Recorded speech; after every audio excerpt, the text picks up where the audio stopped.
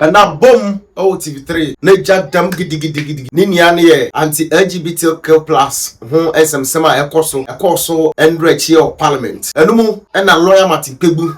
Kwasi Kwarteng, lawyer Professor Gyampo. Ene guys Kofi Bentel. A clash with TV3. Enya some ketwa kra. Na enumu na nsensembi epium secret bia review. Dr. Lawyer Pebu Krekas on a lawyer. He onim lawyers be bria. More into gaysmen and lesbianism. Into no. On to me Kobe Bree. Now me come say, aha, Ready 360. Don't subscribe, but then subscribe, like it. Now feel free so be leave a comment or comment section one. Professor Gyampo. Yeka Professor Gyampo. Professor Gyampo. CEO of Ghana Shippers Authority. Ono penny pa or dano. Yabano Kofi Bentel so Imani Ghana. Ono so vice president. Imani Ghana.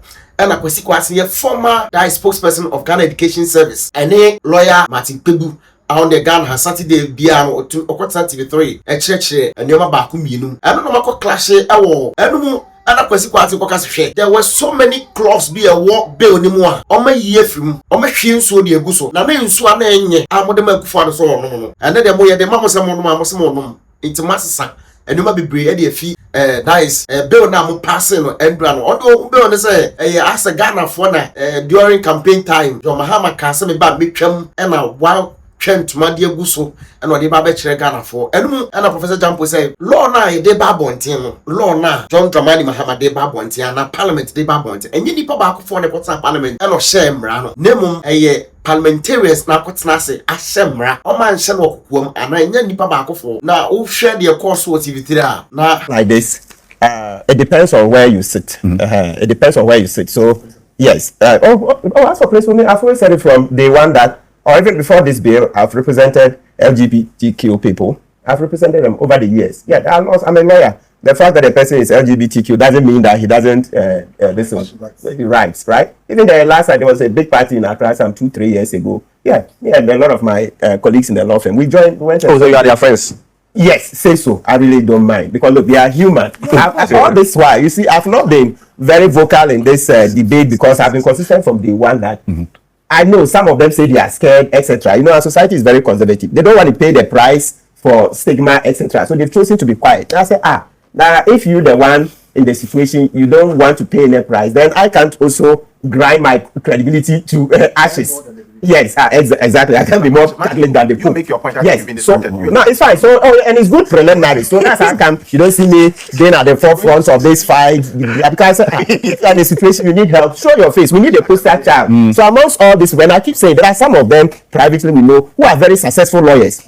They are very successful at that age in life. You are not willing to show your face as the poster child, so that you see, like we say locally, that nipping you do. Okay, so when you show your face, you're likely to invoke compassion, etc. But none of them is willing to. So are you saying that LGBT people who are successful lawyers? Yes, there are some who are lawyers and some are doctors. Every profession, they are in there. And they don't want to pay any price. So if you don't want to pay any price, the stigma that comes with it, then why should I be the one to crash my reputation out of my comfort? You remember, I said this because the first time I said something that I thought that with time, eventually, we would be more accommodative of their situation. Fam, when he said, I would not live to see that day. Yeah, some 5-6 years ago. Yeah, if you can Google it. The first time I said it, that look, natural, I'm not promoting it, okay, I'm not. But I said that from the way societies evolve, etc., yes, at the beginning you will find very vociferous, very antagonistic statements, etc., against the practice of LGBTQ. But as we develop, as we become more enlightened, we will be compelled through that social evolution, through that social refinement to accommodate them. And just for saying that, you know, Moses Wamoni said, I would not live to see that day. Well, we see who have the last laugh. Yeah, we see who have the last laugh. Because you see now, you look at the bill, and what we are saying in the bill, okay, and I'm sure that's why it's been passed. We're here to see the past version. Yes. But one of them is that the bill says that they're seeking to prohibit people from harassing and intimidating gay persons. Yes, so it's prohibited. It's prohibited. Harassing. Yeah, you find the memorandum. Yes. But that's not read. So go ahead. Yes, so they say that please, you have not read. It's an offense to harass and beat them up, they ridicule them, etc. No, Because you see, they are human, except that in our society they don't want to show their faces. That's how come they can't get as much protection as would have been desired. I'm sure with time, now that this bill has been passed, with time they would come up. Look at That's exactly the reason why they won't show their faces. no, they won't. Yeah, that's protection. And the part that says that you can't. Yes, I see protection because look, with these are several huge steps forward. It's better than the old regime where we just had the section 104 saying that look, if we catch you a man sleeping with a man, it's an offense. So this is an improvement. Yes, this is an improvement. But let's say so. Okay, gentlemen, you know what? Please. Gentlemen, none of you has been heard. None of you has been heard. Let us be considered. I'll give you this example. You know, there's Wesley Streeting, the health. Okay, he just resigned. The previous health minister of the UK. Yes. You see, he's gay and he's never hidden it. I know currently, I mean, it's possible he will eventually become prime minister, but he's not hiding his gay identity. The point I'm making is that, so you see, having shown his gay identity, of course, there are people in his society who would chastise him, people who would berate him for that. Yes. But the larger majority of the citizens kind of don't have a problem. I mean, for the fact that he's running to become prime minister, because, I mean, if Andy Benham doesn't make it, it's likely West Streeting will become prime minister of the UK. Gay, openly gay, young man, is it 37 or something like that? Yes. Forgotten the exact age. So you see that, so the lawyers here, the doctors, etc., who say they will not show their faces, they are cowards. You have to. You don't want to pay any price at all. Why should we be the one suffering? Yeah, we suffered enough. Why should we be the one? And some are even very, very successful. Some to the extent that if they stopped working today, they would eat till they die. Their grandchildren will come and meet that wealth. The lawyers were yes. So you want to hide in there, get all the master briefs, then we come and sit here, take all the insults, and then you prosper in privacy. What kind of hypocrisy is this? I mean, you see, so please Nobody has any business going after anybody because of their sexuality. Yes, so that's the whole bill was bad. The new one is also bad. So please, let's note aspects. So the bill makes it clear that one of the aims of the bill is to ensure that we are complying with the SDG goals, the Sustainable Development Goals. Specifically, the bill mentions there's a goal 10. Avoiding discrimination, etc. So we don't want these persons to be ridiculed. We don't want them to be harassed. It criminalizes. Yes, it criminalizes it. So if you come out, you become a criminal. Sophie, you are not ready. I don't think so. This generally moves. You see, you won't get everything at a go. You see, society evolves gradually. It's just like the institutions we see today.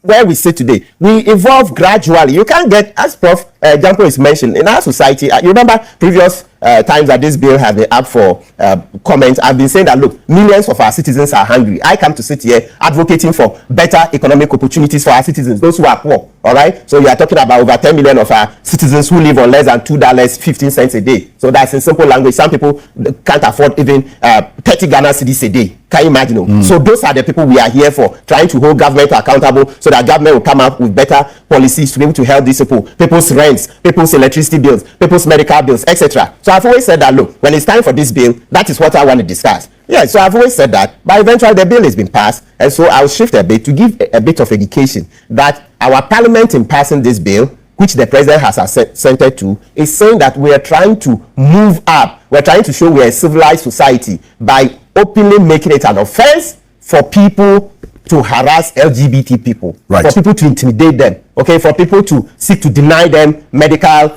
attention, etc., on grounds of their sexuality, for people to deny them legal services, all the other exceptions you've seen. Right. So for me, it's an improvement. But as I keep saying, the last word is that the big people in that community who don't want to show their face, I think they are doing a great disservice to the gay community and a great disservice to Ghana. If you insist that that's how God created you, what's the shame about showing your face? The law says it's a crime. No, but when you insist, you show your face, eventually it will change. That's why I started by saying that in our tree language, you hear you say, okay, fancy, etc. So when you show your face, so if you see that it's gay, then people begin to say, oh, but is that not the lawyer who helped me in this case? The lawyer who did this. Then you see that it begins to present a different story. So you see that, okay, the person is gay, but he's functional in other areas. He's helped the society. He helps in the thinking.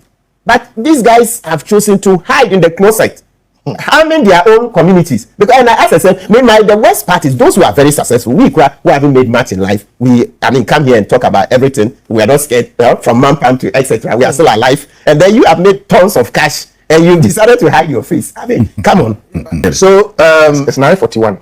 Okay, Papa is standing. By the way, I wanted him to start. Yes. Just like to start. So see, look, when these arguments started, and by the way, the arguments about LGBT, I remember back in President Atamel's time, it came up, and I remember myself and my sister Nana Nana, okay, we were advocating in a certain line, and I remember the kind of blowback we got. That hey, why are we protecting that? I kept quiet about that. Now I'm taking it from there because the issues are not new. Now the old law, okay, a couple of things that must be clear. One, this new bill, this new law is not the old one. In other words, the one they took to Nanado to sign is not the one they are taking to President Mahama to sign. Okay, and the question is this: why are they not taking the same law to President Mahama to sign? Because of some of the things that were said in the previous law. The previous law was bad, very, very bad. And let me explain why it is so bad. It was so wide, and indeed, this one too, in a sense, is said that anything you do, if you are a doctor and you treat an HIV person who turns out to be LGBT, you could have been arrested and put in jail. It was really bad for many, many, many reasons. Apart from the fact that nobody has any business trying to determine what people do in their bedrooms, as long as they don't come out and put it in our faces. And that's the problem we have with some of these people who try to, live their lifestyles in our face. That's what we don't want. But in terms of that, our existing laws on public decency, we have laws on public decency. You can't strip naked in the street, and you can't do certain things in the street. Okay, in fact, the police have stretched it, beyond a certain point. I hear they arrest people who are sitting in their cars and that kind of thing. Yeah. It's the use of some of those laws, all right? Even though sometimes I think it's abused. Those laws are enough to take care of some of these things. Now, this new law has been watered down by taking out all of these things that you have, some of these things that I've just spoken about. In effect, it has made nonsense of the whole law. So right? It makes nonsense that this law is not efficient enough. It's not efficient enough to address this. Let me tell you what, it does not address the LGBT, containment issue at all. What it only does is gives people an excuse to attack LGBT people or people they believe are aiding or abetting LGBT people. The nature of the law is that, you see, law is about interpretation. Mm-hmm. The nature of this law is that it can be interpreted by the person who hates you, okay, against you, and used against you. So let me give you an example. If they say one of the things you put up there was that something about education. Yes, 1 moment. Put it back. I'll show you how it can be interpreted both ways. Yes. So this is adoption, foster, restrictions involving children and media, and under which category? So look at encourage interest in prohibited acts. Mm-hmm. Listen, if you say encouraging interests in prohibited acts is a crime, what if the person is teaching people the things that LGBT people do, which they must watch out, avoid, and not do? That is encouraging interest. You are encouraging interest in things that are prohibited. Mm-hmm. Okay, so there's an intention clause there. Okay, yes. But here, if you find somebody educating children that this is what these people do, when a man says this and that, you are encouraging interest in LGBT actions with the intention that you are trying to prevent the children from going. You can be arrested. Mm. And if you don't get a good education, it will be interpreted against you that encouraging interest. If you are treating somebody and you are now, basically educating them about certain aspects of what. My point is that if the nature of this law, if you read it, it can be interpreted this way or that way. Right. So it just gives power to people who want to hurt other people. Okay, to go ahead and do so. I personally think that we should be careful how we proceed in these things. Okay, but there's a political issue and then there's a substantive issue. The political issue is that the NDC has shown serious insincerity and hypocrisy in this matter by sending a bill to Nanado that they themselves are not willing to send to their president. And that is proof enough, and Nanado is vindicated for not signing it. If they are sincere, if they are not hypocrites, if they want that bill that some George and Co jumped on rooftops to scream and shout about, upon which they won some of the votes in the last election, they should send the same bill to President Mahama. They can't, they won't, they shouldn't. And I support that they shouldn't. But in doing that, they should even scrap this whole thing altogether. If somebody gives you water and says, drink, Alfred, and then for some reason, that person has to drink the same water and they refuse to drink it, then you know it's poison. Okay. So it was wrong in the first place, and they knew it. Shame on them. Well, Prof. Gyampo, on this, whether the details as we have it is not going to achieve the objective or the purpose of containing the LGBTQ activities in this country. The main reason why we even went on this path of having this bill passed by Parliament previously and even just yesterday. Now, Kofi Bento says there's an element of hypocrisy in there, although the amendments have been applied, as it were, based on the engagement. And when this matter came up in Parliament, the position was that there have been engagement with civil society, and civil society made the inputs. Reason why these amendments were actually taken into consideration by Parliament itself, and not just one side of the House. Prof. Well, I don't know what Kofi meant by the bill should not have been sent, and it shouldn't have been sent. At the same time, he said they should have. They should have sent the old bill, yes, which he felt. Okay, he feel the old bill was bad. Yes. Said they should have sent. Yes. He said they shouldn't have sent. No. And now he claims they didn't send and he has an issue. You see? He said they shouldn't have sent it to President Akufo-Addo. Yes. And now he's saying he claims they didn't send it to President Mahama, and he has an issue with that. I'm a bit confused. But you see, let me. So I think he's just contradicting himself. If it was, you claim it was bad then, and he shouldn't have been sent at that time, and so something may have then been done on it, and you are still complaining, then I don't see where you're coming. But you see, there are 4 main stages of democratic progression, and each of the stage has its own human rights that it allocates to people. The first stage is called authoritarianism. Under authoritarian rule, you have no rights. Your rights are the ones that the dictator prescribes. If he says you should sleep, you sleep. A country moves from authoritarianism to an electoral democratic status or a transitional democratic status. Now, within a transitional democracy, the only human right that is prevalent, but that is not fully developed, is political rights. So the right to speak, criticize the government, the right to contest elections, the right to hold elections, whether they are free or fair is not really the issue. Yeah. But it's only political rights that are so prevalent in a transitional democracy. What we call ECOSOC rights, economic, cultural, and social rights, are not fully developed in a transitional democracy. Mm-hmm. Ghana is a transitional democracy. Now you move from transitional democracy to go to get into liberal democracy, where all the human rights are developed. So you have political rights fully developed there. When you hold elections, it must necessarily also be free, fair, peaceful, and transparent. Yes. Economic, social, and cultural rights are also developed. And then you move from there to advanced liberal democracy. That is where the people claim access and ownership to human rights, sometimes well beyond imaginations of others. I've been in a country where people had claimed access and ownership to certain rights that you wonder. Somebody had parked his car there. We went for a party. Somebody had parked his car and he wanted to move the car. Mm-hmm. Then somebody went to stand behind the car. Please, excuse me, I want to move the car. I said, I'm a tree. I have the right to be where I'm a tree, so I can't move. And the guy said, but I have to move. I said, no, I'm a tree. I have the right to become whoever I want to be. And so I'm a tree. I can't move. So this guy also, then if you're a tree, then let me go for a chainsaw. He also went to pick a chainsaw, started it, then suddenly the person who said he was a tree had to. So that is when you get to that point where people claim ownership and access to human rights beyond human imagination. Now, coming back to the point I want to, Ghana is a transitional democracy. So some of these things that some people would want to claim ownership and access to, like LGBT, you can't have it, okay, in our part of the world. We have a culture. And we have a standard way of doing things. We say we don't like LGBT. And if we say we don't like LGBT, so be it. We have gone ahead to make a law that criminalizes some of these tendencies. And this is what the people of Ghana say they want. And government must pay heed to them. We saw the owners, Professor Michael Kwe, who taught me, referred to some category of people as the owners of the land. Okay, and here he's referring to the various civil society organizations, the community heads, the clergy, the chiefs, the imams, and all those people. If all coalesce, they all come together to say that no, this one we cannot allow it. And so when even the act and this law that has now been passed, when it was passed then and it was not assented to, I mean, we had a lot of issues and complaints and criticisms. When President Mahama became president, and then suddenly people tried to make partisan politics with this, and in that case decided to misinform the Ghanaian citizenry, not helping all of us to understand that if you initiate a process that goes through a parliamentary process and it doesn't terminate, and a new parliament comes, you have to start all over. So when the whole process had to be started again, some people deliberately interpreted it as a cold feet to this whole idea, and I thought it was unfortunate, but it went on. Be that as it may, today we are told that the bill has been passed. It is on its way to President Mahama to assent to it.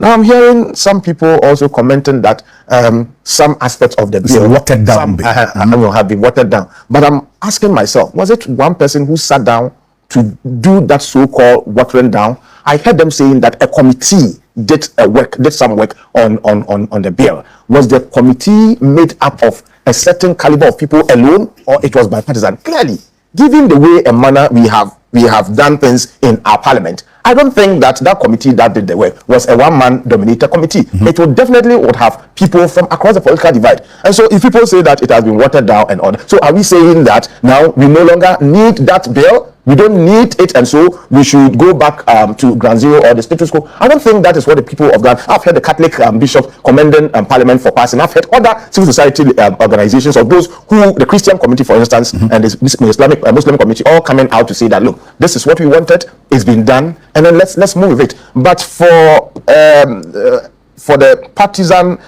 people to want to puncture holes in it, and in my view, that is normal. The history of our Fourth Republic show that, look, in Ghana, they will tell you that this is what we want to do. If you do it, we'll still criticize you. So whether you do it or you don't do it, when it was being delayed, the regime was subjected to serious criticism. Now it's been done.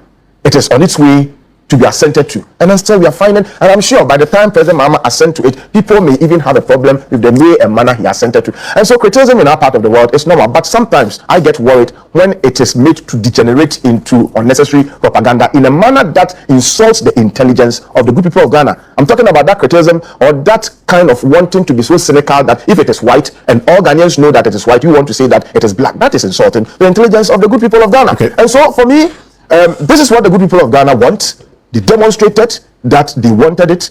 It's been passed. It is going to President Mahama, and I'll be happy if it is signed to serve as to ensure that we have a blueprint that protects our culture, our tradition, and ensure that as a society we must have a standard. Also, Kwe told me this, that every society worth its salt must have a standard. Without standard, we do not have a society. It is because we have a standard that's how come when you pick a food and you want to eat, you put it in your mouth. You don't pick food and put it in your armpit and say, Edu, and then they ask you and they say, I have the right to put the food anywhere, in any part of my body. Thank you, Professor Gyampo. Now, and Kwasi Kwarteng. First of all, we want to put on record that nobody is doing partisanship or propaganda with this issue. What is happening is that the NDC have passed a dishonest version of the bill for its propaganda value. And there is a principle behind that. That is what we are exposing and discussing. You see, principles are not seasonal. Prof. Gyampo pretended as though he didn't understand what Kofi said. I'm going to help you understand. This is what you did, and I'm going to demonstrate for you. Respectfully. Okay, tell me. You can make a Very well, but respectfully, I'm going to demonstrate to viewers, including for example to see. This is what the NDC did. Alfred, they poured water in a glass cup for us to drink, right? Wanted to force the water through our throat. And we said the water contained impurities and poison. We will not take it. These people never agreed to it. Only for them to make a U-turn. This time around, go and pour the content of the water away and then fill the glass with the fresh water, pure water, and now they are drinking. And they want us to clap for them. That is what has happened. You see, and respectfully, you see, the original bill, it was designed to set Ronaldo up and make him look bad. Now make house a high 360. Someone subscribe ya, but more than subscribe, leave a comment or comment section or not found a hit bell notification to send a bear message via betomwa once I bet me a car.